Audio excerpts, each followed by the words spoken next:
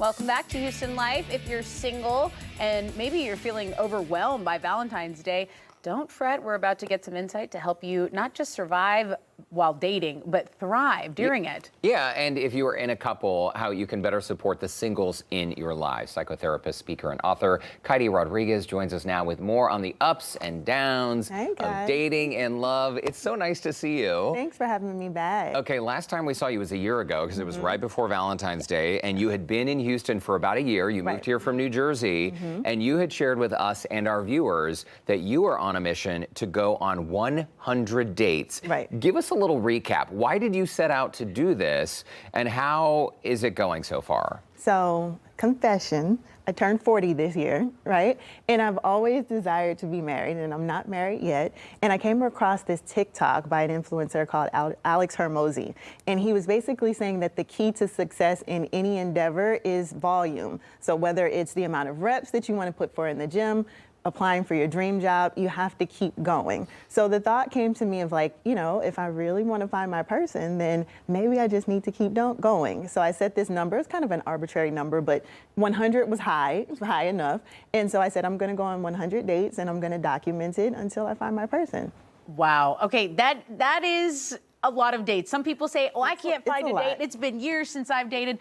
So that number, is that one different person? When you say 100 dates, is that 100 different men? No, it's not 100 different people. So the average is like around 2. But by 3, usually you can kind of rule a person out, but some people don't even make it to 2. So between 1 and 3 dates, generally speaking. I'm impressed that it takes, I mean, that you give people that much of a chance, because usually within 5 seconds, I'm like, no, next. Well, but see, with the advice that I've gotten, and I've done a lot of coaching, a lot of therapy myself, and the advice is, you know, kind of, sometimes the connection isn't instantaneous, and it, you know, kind of go for a slow burn. And when there's this instant chemistry right off the back, that might not be the safest thing. So I try to give it a little bit of time, you know, but you know. I think that's very evolved of you. Also, when people are going on a first date, they're meeting someone for the first time, naturally we're nervous, right? Naturally, maybe we're not totally relaxed, and maybe they're not getting an accurate impression. So how far are you in your journey? And I'm a little bit over 40 now. I have to go back and do the actual count, but I'm a little over 40. And you still want to do 100?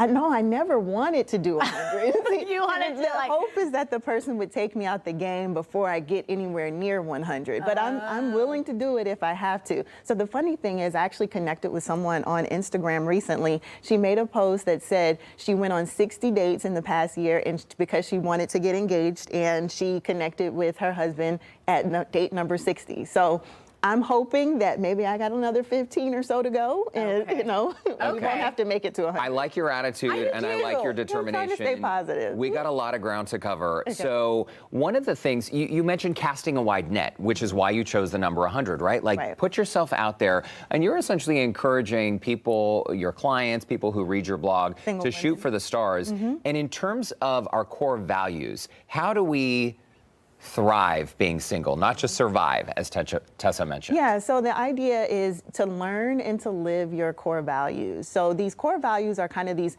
core ethical guiding principles in our lives, our morals, our values. So for example, some of my core values are adventure, kindness, faith. And I need to look at my life and make sure that regardless of whether I'm partnered or not, I'm living out those values. That's what's going to help keep me happy in my day to day. And then when I go and I connect with someone, are they able to either share those values with me or support them with me? But if we're living a life that's not aligned with our values, whether we're partnered or single, we're going to be unhappy. And so that's kind of one of those keys to thriving as a single person and a dating person. Now, you mentioned that one of your core values is adventure. Is that why you always talking about doing it for the plot? Can you explain the do it for the plot method? Yeah. So my what is she, Gen Alpha, my Gen Alpha goddaughter, she taught me this term a couple months ago, and I said, this is now my new theme for 2025. So it's this concept of, it's like a journey mindset versus a destination mindset. So I'm doing this for the fun of it. I'm doing it for the growth. I'm doing it for the plot, because life is just so much more interesting when you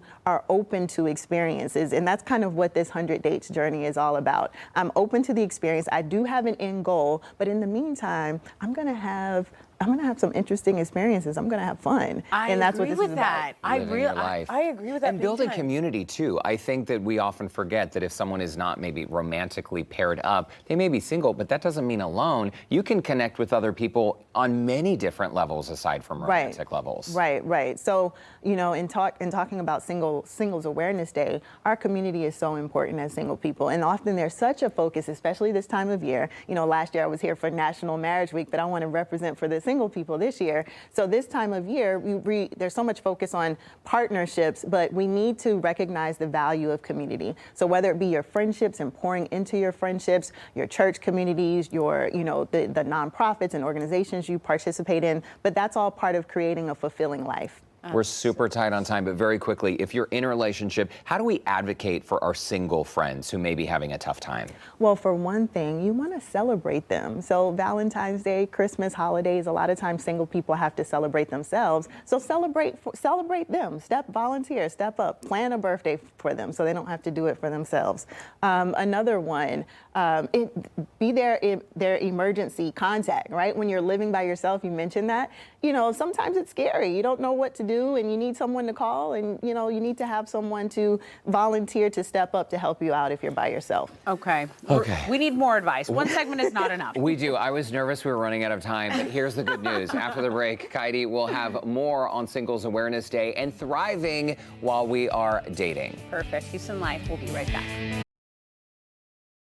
Hey everyone, welcome back. We've been chatting with psychotherapist, speaker, and author Kaity Rodriguez about Valentine's Day and embracing being single and learning to do it for the plot, which we talked about in the last segment. So our single friends, you know, some of them are like, they are so great, but I don't want to, you know, I don't want to throw these people under the bus, but I'm gonna say it.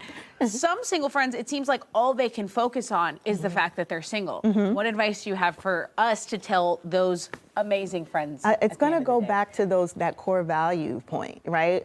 Are you living your values? If you met your perfect person, how would they even know, you know, that you're their person? Because you're so obsessed with just connecting with someone, but what kind of life are you living? Are you having fun? Are you living your values? Are you connecting with family? Are you pursuing your purpose? And these are the kinds of things that can put you closer to your ideal person anyway, because your life is aligned to position you with someone that would be a good match. So you have to, as you said, like, you know, it's about you. I like to say you're the one you've been waiting for. So making your own dreams come true, you know, making your own life interesting. And then that takes a lot of pressure off of the person that you're trying to connect with to provide you with all those things. You know what? There is it seems like desperation, and I hate to even use this word when it comes to the dating world, but during the break, we were chatting about those single people who, I've known people who are single for years, and all I hear about is like, I'm single, I'm looking for someone, I'm single. And I know that with your clients, this is a common thing that you hear. Right. Before the break, you were saying, put yourself out there, go try something new, have adventures along the way. And is that really the key to maybe breaking this obsession with being single, accepting like, hey, I want partnership, I accept this, and I'm gonna embrace these feelings? Oh, that's a big one. You know, to own the fact that this is something that we want, and we don't wanna be ashamed of it. There's nothing wrong with it. And at the same time, we balance taking care of ourselves and honestly prioritizing ourselves as we're trying to get that partnership. Yeah, I feel like, you know, when we say go culture yourself, read a book, watch a movie, because, you know, in those conversations, in doing the things you like, you know, when you bring all that stuff to the table, it's like, you know what, my friend so-and-so, they love true crime. You're always talking about true crime documentary. You know, you don't really put yourself, just by coming to the table and saying I'm single, you're not really bringing anything to the single table. Exactly. Yeah. What else do you have going on? Yeah, so how do we advocate? How do we step up for those friends? So how do we advocate in terms of connecting them, or in what way? Well, I just didn't know if you had more advice, like for, you know, how to snap out of it. You're single, we get it. Move on. I mean, someone who's stuck in this cycle of singledom, who has expressed interest in romantic partnership, how do we help them along the way? Well, and so honestly, I do think that volunteering to be a matchmaker is not a bad thing. I think that, you know, when we think about how people used to become partnered back in the day, we were connected through our family. and through family, through friends, through our social circles. Now there's so many people that are connecting via apps and social media. That's actually one of the #1 ways. But I say if you do have a single friend, keep an eye out for them and say, I think it would be a good match. But then at the same time, encourage them to develop themselves, encourage them to go after their dreams, encourage them to live in their purpose, right? What is your purpose? And if you don't know what your purpose is, then do some work to figure it out. Yeah. Good advice. Good advice. Maybe some tough love, too. Okay. You could also offer to take a photo for a friend. You could say, hey, let me take a nice photo of you, update your link. For the dating profile. Your dating profile or whatever. Let me see what your profile is giving. A little something. Can you tell us about the LIT acronym? What is the LIT acronym? Okay, it's the learn and live your core values. Right. Intentionally create community, which you talked about. Right. And then talk about touch. Right. So these are community, ways that we can thrive as a single person. Okay. Right? So the values, intentionally creating community, and then just the power of touch. So there was a study that was done years and years ago on little rhesus monkeys.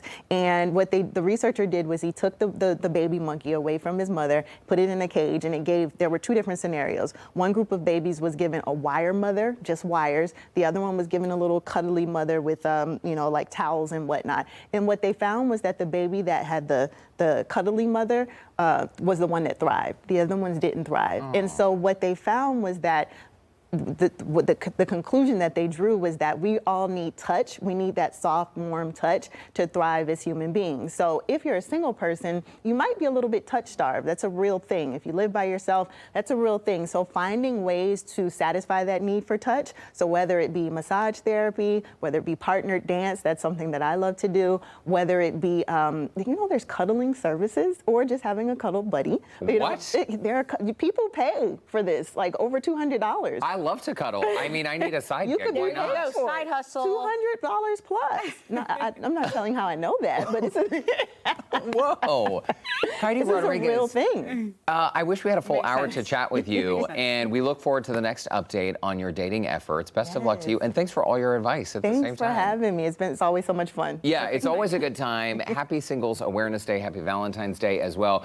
We will, by the way, be recapping the info Kaity shared by posting it on our website later this afternoon. Just look for the Scene on Houston Life section of HoustonLife.tv, and you can connect with Kaity as well. Maybe find out more about this cuddling service. I can't tell you about it. New on Houston Life every single day. Kaity Rodriguez, thanks again.